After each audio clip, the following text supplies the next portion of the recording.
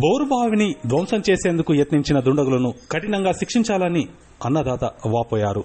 సిద్దిపేట జిల్లా మిర్దొడ్డి మండలం ధర్మారం గ్రామంలో మాజీ సర్పంచ్ గూళ్ల పుష్ప బాగులకు చెందిన బోరుబావిలో గత రాత్రి గుర్తు తెలియని దుండగులు రాళ్లు వేసి ధ్వంసం చేసేందుకు ప్రయత్నించారు. మోటార్కు ఉన్న క్యాంపులతో పాటు వంకను బోరుబావిలో వేయడం జరిగిందన్నారు.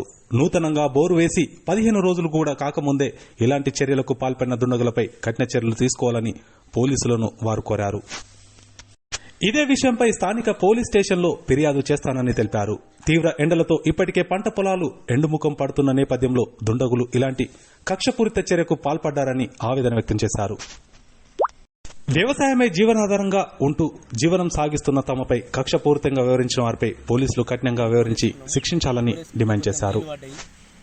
ఓర్వలేక ఎవరో గుర్తు తెలియని వ్యక్తులు రావుతూ తీసుకొచ్చి బోల్ వేసి పట్టీలు వంక ఇప్పి బోల వారేసిరు. దీని మీద పోలీసులకు ఫిర్యాదు చేస్తా అని చెప్పి అనుకుంటున్నా. దీని మీద తగిన చర్యలు తీసుకోవాలి, కాంప్లిమెంట్ ఇచ్చినాక అని చెప్పి నేను కోరుకుంటున్నా. కానీ ఇటువంటి పని ఏమన్నా పగ ఉంటే నా మీద చూసుకోవాలి, కానీ ఈ బోర్ మీద కాదు అని చెప్పి నేను